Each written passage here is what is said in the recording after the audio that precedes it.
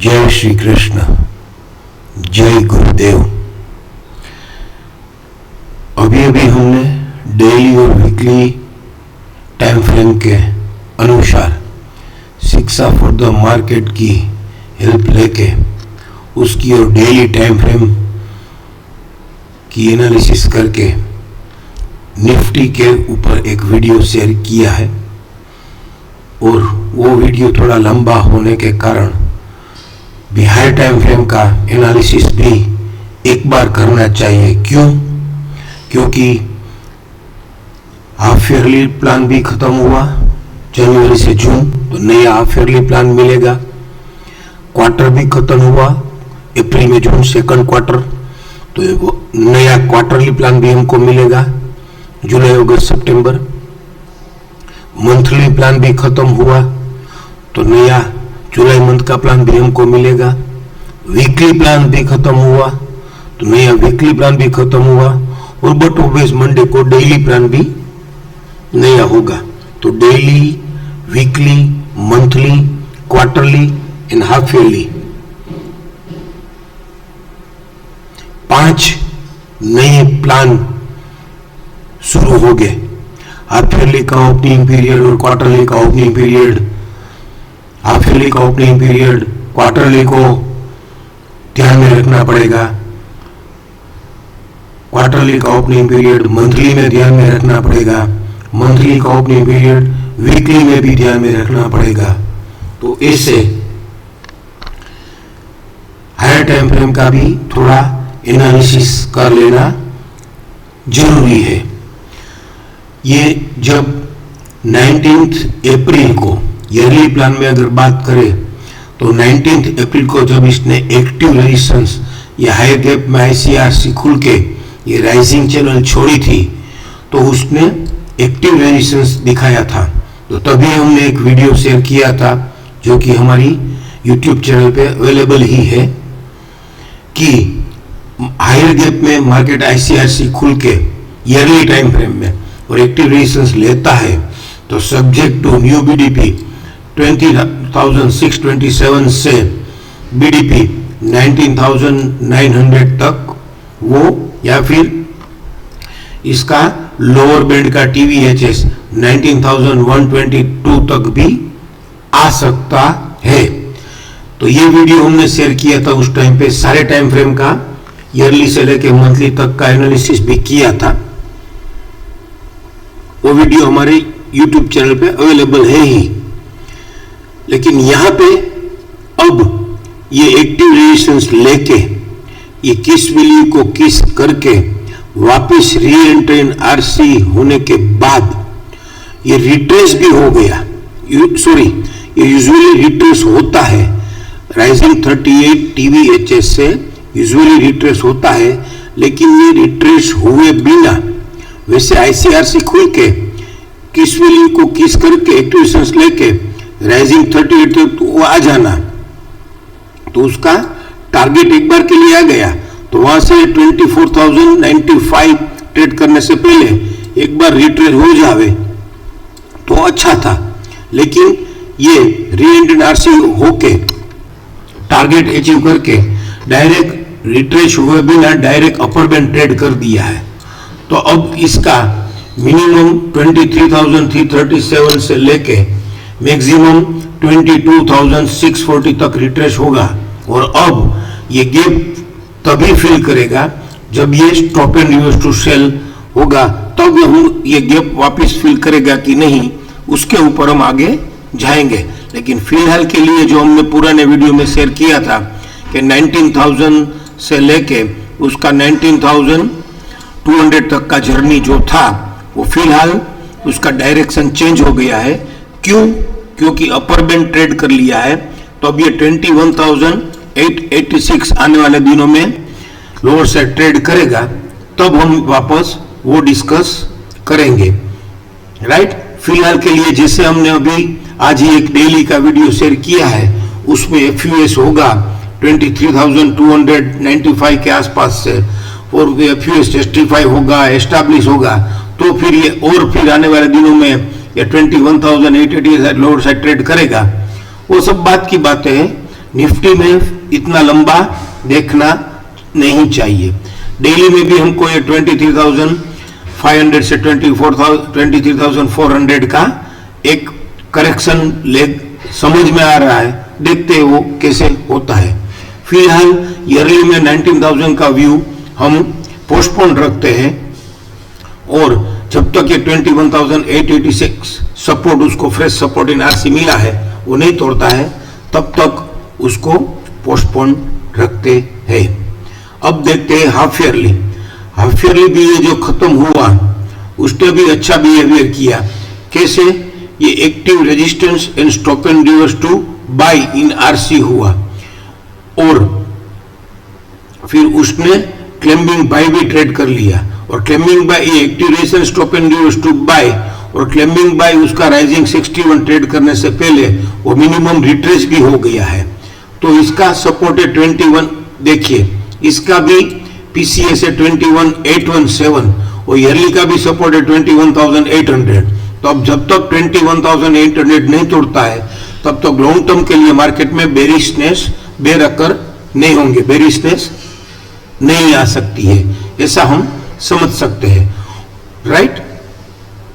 और अब हम इसको नए प्लान में अगर देखते हैं तो नया हाफ ईयरली प्लान, अगर ये आईसीएफसी खुल जाता है तो फिर ये पीसीएस तक रिट्रेच हो गया, ये शिक्षा बेसिक शिक्षा क्रक्स है, तो फिर आगे उसको भी हम देखेंगे। इसके बाद में हम क्वार्टरली में जाते हैं। तो जो क्वार्टर भी खत्म हो रहा है अप्रैल में जून वाला, उसमें उसने क्या किया? अपर बैंड ट्रेड किया, फिर पहले तो उसने एमकेएनएस किया, फिर अपर बैंड ट्रेड किया, फिर अपर बैंड ट्रेड करने के बाद वापस टॉप एंड रिवर्स टू उसने सेल किया 22,358 से, तो 22,358 से राइजिंग से उसने वापस स्टॉप एंड यूज 14.6 से स्टॉप एंड यूज सेल किया और फिर वापस stop and use to buy in RC हो गया है। Stop and buy in RC कहां से हुआ है? 23,877 से, तो उसने वापस राइजिंग 100 ट्रेड कर लिया है। हाँ, लेकिन ये stop and buy in RC हुआ है तो उसका सपोर्ट फॉलिंग 61, 21, 249 बहुत सो फार है, सपोर्ट एंड क्लेमिंग बाय बहुत दूर है, डिफरेंट चैनल में है। तो उसको हमको यहाँ मंथली में जब डब्ल्यूडीपी तोड़ के काम चालू करेगा, इसकी इमीडिएट लो टाइम फ्रेम क्वार्टरली की मंथली, तो फिर ये 21, 249 सपोर्ट तक जाता है कि नहीं वो देखेंगे। लेकिन फिलहाल के लिए और ये नेक्स्ट क्वार्टर में कैचिंग द फॉलिंग नाइफ भी है और डब्ल्यूडीपी फॉलिंग 100 पे पड़ा है।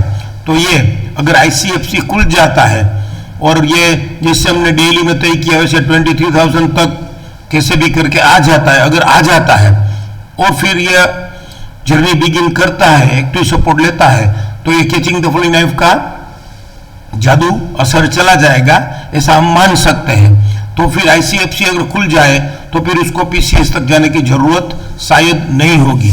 वो आने वाले महीनों में हम नेक्स्ट क्वार्टर में ये जो चालू होगा उसमें समझेंगे। अब मंथली में जाते हैं। तो मंथली में भी उसने ये जो जून महीना खत्म हुआ उसमें हम एक बात अवश्य शेयर करना चाहेंगे कि ये जो लाइट ग्रीन लेडर है ना, उसको प्रैक्टिकली बैक ऑफ माइंड में डार्क ग्रीन लेडर कंसीडर, अगर हमारा टेम्परामेंट हमने डेवलप किया है, हमारी समझ हमने डेवलप की है, तो एक बार के लिए कर सकते हैं। ये सॉफ्टवेयर में ये गजनी पैटर्न आ गई तो सॉफ्टवेयर में तो यही दिखाएगा। और मैं तो ये कहता हूं कि बैक ऑफ माइंड में खाली रखना है कि ये एफयूबी भी प्रैक्टिकली हो गया है लेकिन थियरिकली एफयूबी नहीं हुआ है। कैसे? ये एफयूबी की प्राइस थी 23,389, तो 23,389 क्या से ट्रेड हो रहा था? 23,532 से, राइट। तो ये कैसे खुला? 23,532 उसने आरएमएसएल हायर खोल के ये 23,532 को स्टॉप एंड यूज सेल करके उसने 23,532 को ही रेजिस्टेंस बना दिया। तो फिर ये 23 जो 389 ट्रेड हो रहा था 532 से, तो उसको उसने रेजिस्टेंस बना दिया और बाद में स्टॉप एंड यूज सेल होके ये फॉलिंग 100 तक जाके और फॉलिंग 100 को डिफरेंशियल बना के वापिस ये जब stop and use to buy हुआ, फिर stop and use to buy होने के बाद उसने अपर बैंड भी ये ट्रेड कर लिया, फिर ये 23,532 भी ट्रेड हो गया, तो फिर ये राइजिंग 61 से एफयूबी के घर में ही था। तो एफयूबी के घर में अगर फिर भी नहीं मानते हैं, फिर उसके बाद उसने राइजिंग 100 भी ट्रेड कर दिया, तो अब उसको प्रैक्टिकली मानना चाहिए, मानना ही चाहिए, ऐसी बात नहीं है, बैक ऑफ माइंड में रखना चाहिए कि राइजिंग 100 ट्रेड हो गया है स्टॉप एंड बाय होके। हाँ, और एफयूबी तो एक बार के लिए अगर उसको एफयूबी मानते हैं, फिर भी ये एफसी 100 से राइजिंग 100 ट्रेड किया, उसके बीच में एक बार भी रिट्रेस नहीं हुआ है, तो इसका maximum retracement, maximum deep correction sell भी आ सकता है। तो नेक्स्ट मंथ में अगर इसका पीसीएस क्या हुआ, इसका पीसीएस हुआ 23,195, तो ये अब नेक्स्ट मंथ में अगर आईसीएफसी खुल के ये फॉलिंग 23.6 जो कि हमारा डेली का एक टारगेट है 23,475 से लेकर 23,425 जेजीडी पेंडिंग है, और आईसीएफसी खुल के फिर डेली और वीकली में कुछ भी डिबिटेड करके फ्रेश सपोर्ट से चलना चालू हो जाता है, तो फिर हम कुछ समझेंगे कि जर्नी फिलहाल स्टॉप हो गई या फिर खत्म हो गई, तो फिर इसको वापस राइजिंग 23.6 तक या राइजिंग 38.2 टीवीएलएस तक एब्सोल्यूट प्राइस तक हम जर्नी एक्सपेक्ट करेंगे, लेकिन वो आने वाले दिनों में तय होगा। फिलहाल के लिए इसको हम अगर एफयूबी माने या ना माने, इसका पीसीएस है 23,195, तो जो ईयरली में भी हमने बात की, ईयरली से लेकर क्वार्टरली तक, तो इसका डब्ल्यूडीपी जब तक 21,783, देखिए क्या शिक्षा सिस्टम का जादू है, हर जगह 21,800 का सपोर्ट ईयरली से लेके मंथली तक हमको समझ में आ रहा है। तो अब जब तक 21,800 नहीं टूटता है, लोअर साइड ट्रेड नहीं होता है, तब तक वो ईयरली का हायर गैप हमको एक बार के लिए भूल जाना है।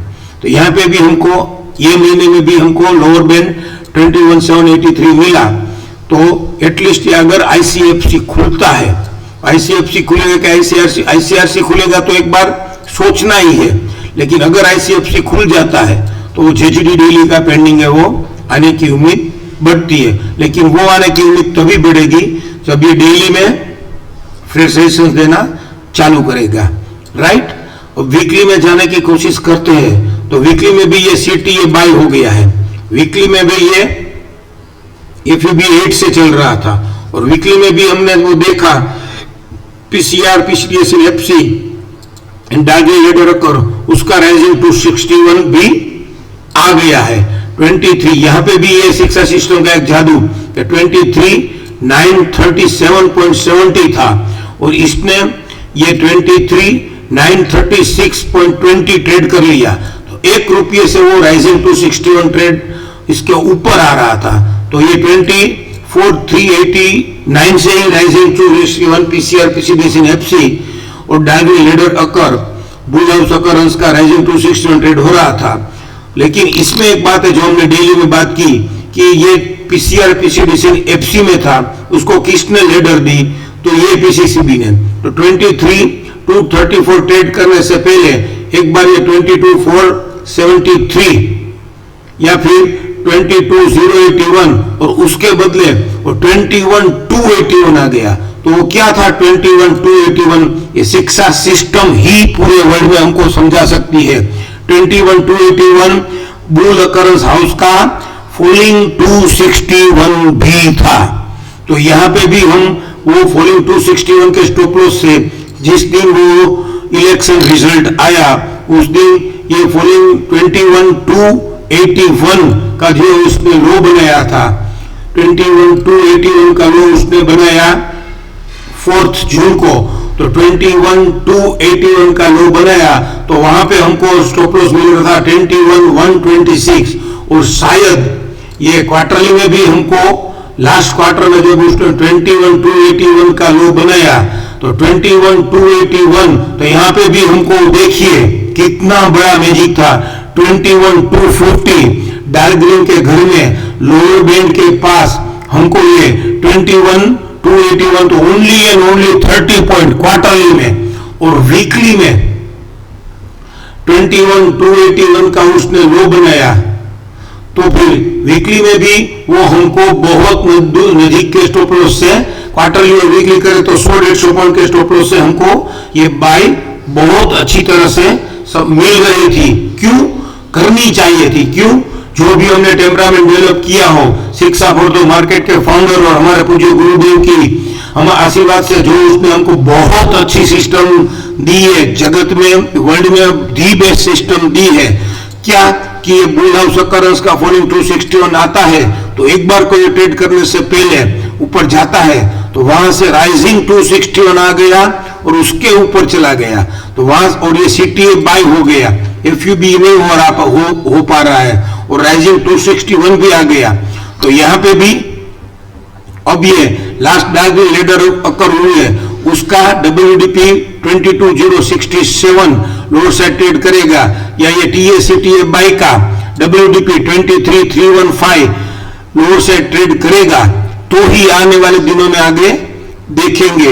ये 23,278 जो कि वीकली का एफयूएस प्राइस है, वो वीकली में अगर एफयूएस होगा तो फिर ईयरली का वो सपोर्ट के पास जाएगा, और ईयरली का सपोर्ट तोड़ेगा तो फिर वो 19,000 की बात हम हायर टाइम फ्रेम में करेंगे।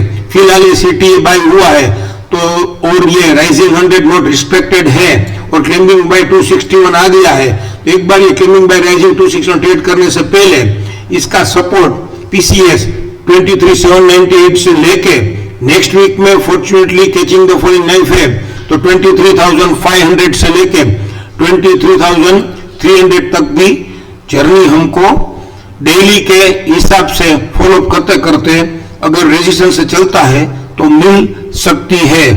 क्विक एंड सिंपल में बात करें तो जो हमने पुराना वीडियो ईयरली का और मंथली तक का शेयर किया था, वो 19,000 तक की जर्नी फिलहाल के लिए पोस्टपोन हो गई है, और आने वाले दिनों में 23,000 और 21,800 तोड़ेगा तो ही वो उसके ऊपर हम गौर करेंगे।